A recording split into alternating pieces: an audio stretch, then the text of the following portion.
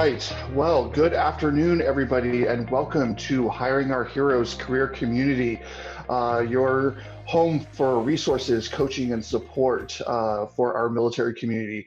My name is Brian Alvarado, and I am the Deputy Director of Workforce Development on the military spouse team here at Hiring Our Heroes. And one of the great programs that we have been putting on for our military spouse programming is a two-part series on federal employment. The first part is the federal resume, and the second part is successfully navigating USAJobs.gov. Both of those tools are incredibly important in your quest for federal employment, but they're also really big bears when it comes to trying to navigate and get right. And we have been blessed to come across a wonderful partner of ours at the VA in Renetta Bradford. She is a veteran employment program manager at the Department of Veteran Affairs, and she is an expert on all things federal resume and successfully navigating USAJobs.gov. And today we are in the second part. So this hour is going to be all about navigating USAJobs.gov successfully. And with that, it is my absolute pleasure to introduce our audience to Renetta Bradford from the VA. Thank you for being here, Renetta. Thank you, everybody. Thank you, Brian. This is my favorite part of what I do, and that is educating my veterans, transitioning service members, and military spouses on the things that you don't know. I promise you that this is going to be a fun, engaging webinar. And you're going to learn some great things, some things you may already know, but I am confident that when we're done, you're going to say, Renetta, I did not know that. And thank you for the information, okay? This is all about you, so let's get started. I'm Renetta Bradford, your public servant, your advisor, consultant, and champion, and more importantly, I'm here to help. All right, let's get started. Next slide, please, ma'am. So in this course outline is going to be very quickly, where do I start? How to create a USAJobs.gov profile, how to create and upload a resume, search for jobs, prepare, submit, and check for statuses, and then of course Q&A. I promise you that I'm not going to take you through a long drawn out process. It's going to be really quick because this is more like providing you with those tips that you need to know how to do these things really quick. So let's keep going. Next man down. Where do I start? First of all, you want to create what they call a login.gov account. You don't necessarily have to go to this website, but you can actually just go to www.usajobs.gov, usajobs.gov, and even if you don't have a usajobs.gov account, you will be able to create one right there. You may only see a sign-in page, but click on it anyway, and when you click on it, you will see that it will ask you, do you need to create a account? For all of you all who don't know, you have to have a USAJobs.gov account in order to apply for jobs. That is a fact, so make sure you have one. All right, next, ma'am. All right, so you have to create a USA Jobs profile, right? So what that means is at the end of the day, in order to even begin to apply for jobs to the federal government, you must have a profile, you must have a in USA Jobs, because this is the place where you not only locate jobs, but this is also the place where you're going to apply. In your profile, it's going to ask you things such as your name and your address. There will be documents that you will upload for later use, like your DD-214. If you are a veteran or you are a military spouse on active duty, your military spouse who's out of the military but 100% disabled.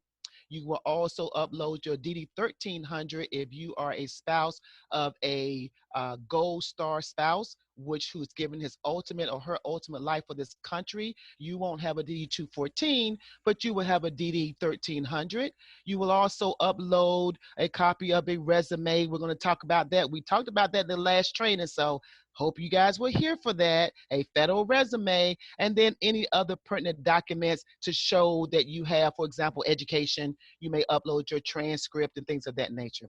All right. And then also in that profile, you're going to select which category you fall in. Are you a veteran? Are you a military spouse? Are you derived, or will you be using what we call derived preference, which is also an additional opportunity for those of you whose spouse died on active duty. All right, next one. All right. So how do you create or upload a resume? A resume that's part of your profile. I am good at this stuff.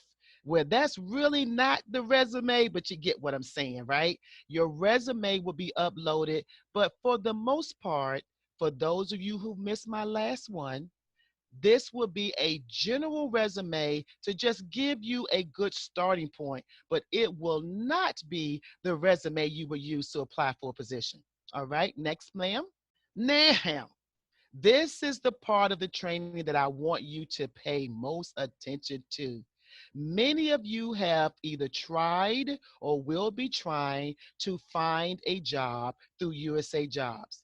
But I want to show you how to find the needle in the haystack. Now, this is the key here, everyone. In the federal USAJobs.gov, there are normally over 10,000. Did I say 10,000? 10,000 positions could be out there at one time, and they're all over the country.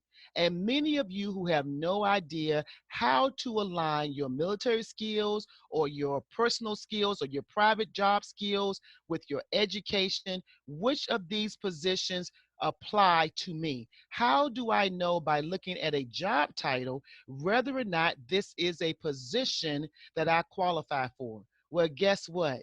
That's why you're here today. I'm going to show you how to find the needle in the haystack, because without that, you may be passing over wonderful opportunities because you're looking for a particular title to give you some indication that you have the experience. So I'm going to help you find that needle. Okay, next slide. First of all, the best way to find the needle is needle one, the hiring path. If you are a military spouse, and guess what I get to do? I'm going to walk you through this, and you're going to actually see what I'm talking about, because I'm going to take you to a job opportunity announcement to show it to you. But for this moment, if you are a military spouse, of course, you can apply for positions eligible to military spouses. If you are a veteran, you can apply to positions eligible to veterans. You can also apply, all of you all can apply for positions open to the public, and you can also apply for positions open to students if you're currently pursuing a higher level education, or if you have received your degree within the last 2 years. If you're on active duty when you received your degree, the federal government allows you to be considered a recent graduate if you received your degree while on active duty in the last 6 years. Okay, so just remember that. But for the most part, it's a 2-year requirement. And so these are the hiring paths that you will be able to use. Also, as a veteran, you will be able to apply for positions open to current and former federal employees. And we're going to show you that competitive service as well. All right. Next slide. This you're going to love. Okay. For those of you who have, this is like what I call a public service announcement or a commercial. In the middle of me giving you this training, I want to tell you something. There is an opportunity for those of you who may have just received your master's degree within the last 2 years, or you're about to receive your master's degree by August 31st of 2021, or your doctorate or JD. If you fall in this category, there are positions, or there is an opportunity in October for you to apply for what we call the Presidential Management Fellows Program. And you see here it says it's open to those who are recent graduates with advanced degrees. It's either a graduate degree, which such as a master's, or a doctorate, right? And so if you fall in this category, you are eligible to apply for the Presidential Management Fellows internship. This is a a paid internship, so no one is asking you to learn without earning. You're going to learn while you earn. And guess what? Not only are you going to learn while you earn, but you're going to be learning at a management level. And what does that mean? GS-12, GS-13. We're talking about big money, right? You come into the door because the federal government is looking for our future. And the future they've decided are you, master degrees, current master degree holders, or doctorate degrees or JDs. There is an application process that comes out in October of every year. So write this down, pmf.gov. That is the website that you want to go to learn about the application process for applying for positions under the Presidential Management Fellows Program. It is offered every year. So if you miss it this year, it'll be back next year. And they normally do the announcements in October of every year. All right. So please, www.pmf.gov is your website to go to learn about the application process if you fall under this criteria. This is a great opportunity. It's highly competitive. So get everything you can to be ready come October. All right. Next slide, please. All right. Needle 3. For those of you, I'm going to show it to you as well, but occupation series. This is what I was talking about. There are certain occupations that align with your skills or your education or both. And I'm going to show you where you can find this information. But for the purpose of this conversation, I want to show you something.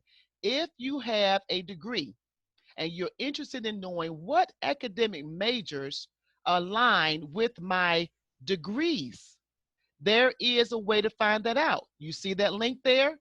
USAJobs.gov /help/. In the search engine, when you get there, you would type in your college major. Once you type in your college major, it's going to show you a list, not all inclusive, but a lot of them, of federal occupations that align with your college major from A through Z. Yes, yes, I know you didn't know that. I know you didn't know that. That's why I'm telling you, because I told you so. You didn't know that, did you? Right? So guess what? Now that you know that, you're able to go out to this link, type in your occupation, your college major, and look at that list. This is one way to determine which occupation series aligns with your education. Now, please understand, in the federal government, if you do not have any experience, but what you have are degrees, according to the federal standards, you will be able to apply for positions with no experience. If you have a bachelor's degree at the GS-7 level is the highest level with no experience. If you have a master's degree, you can apply for positions as high as GS-9 with no experience. And if you have a doctorate degree, you can apply for positions as a GS-11 with no experience. These are only positions that you're applying for where you have education only, 7, 9, 11, 11 being the highest, and you have to have a doctorate or a JD in, well, doctorate is a JD, but you get what I'm saying, a PhD, an EDD, a JD, one of those Ds, right, in order to receive an considered for a position as a GS-11 and then a master's GS-9 and bachelor's GS-7, okay? Also, there is another way that you can find out what your occupation is, and that's by experience.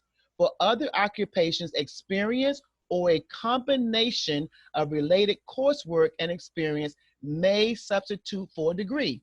So in the federal government, degrees are good, but they're not required if you have a great deal of experience. The federal government will consider you qualified for positions as long as it shows in your work history. For those of you who attended my federal resume training last week, you know what I'm talking about. And it also includes non-volunteer work. So many of you military spouses may not have a lot of work experience because you have been traveling all over the globe with your spouse on active duty. And so you haven't really been able to accomplish or maintain a job for a long time, but you have a lot of experience in the unpaid arena, and you need to take advantage of that and tap into that unpaid experience to help you also know which positions you will qualify for as well. All right, next slide, please. Now, this is what I'm going to show you in just 1 second. This is the handbook that you would go to that is free to you. It is public. You go to this link. I know it's very long, and we're going to put it in the chat room, I'm thinking, maybe. And you can go to this handbook, and I'm going to show you how to search for occupations using the federal government's occupation series by family and occupational groups. This is going to show you how to determine which positions you qualify for, or should I say, what series aligns with your skills. So then the next time you go to USAJobs.gov, instead of looking for a title, you're going to click on the series that you know aligns with your skills and education and search based on series, not on job title. Okay, next slide, please. You need to know what your pay scale is. In the federal government, there is, for the most part, the majority of positions are general schedule positions, and they consist of grades all the way up to a GS-15, as low as a GS-1. So from GS-1 to GS-15 is the general schedule, which the majority of federal jobs are GS scheduled. But there are other schedules as well. So ideally, you will look to see what salary are you looking for, and that salary normally provides you the grade that's equivalent to that salary. So first of all, what is your minimum salary? If you know that, and we're going to show you that in a second on USAJobs.gov, you could select salary requirements instead of GS grade, and you can tell them, I want looking for jobs with the salary range between 45,000 and 50,000, or 45 and 60,000, and then it will show you all those positions based on your series that you selected in the location that you're interested in that you are eligible for if you qualify. All right, or that are available to you, I should say, if you qualify. All right, next please. So after you have submitted your resume, which we talked about in the first class, you're going to review your resume. You're going to make sure that you have completed well. You're going to look over the application questionnaire, which normally every organization has a questionnaire you have to complete. You're going to make sure that you have your forms, your documents uploaded, whether it is your DD-214, your military spouse documentation, your medical, your transcripts, to show that you have the, that you are a military spouse. Whatever those documents are, even though you are uploading them in a profile on USAJobs.gov, you must know that every time, this is not the place that the HR specialist is going to go to retrieve your documents. This is really a holding place for your documents, but you must go in every case and pull the documents to upload when you apply for a position. If you do not upload the documents, then they will come back and tell you that your application was incomplete because you did not provide the necessary documents. So remember, your profile is only there to hold documents, but it's not there for the HR person to go through and find your documents, so that when you apply, they're supposed to just go in and find your resume, find your D-214, find your military spouse documentation. They won't do that, okay? You have to upload those every single time. Then you click here to submit, and you just submit and then wait, all right? Normally what will happen is you will get a response saying your resume or your package was accepted.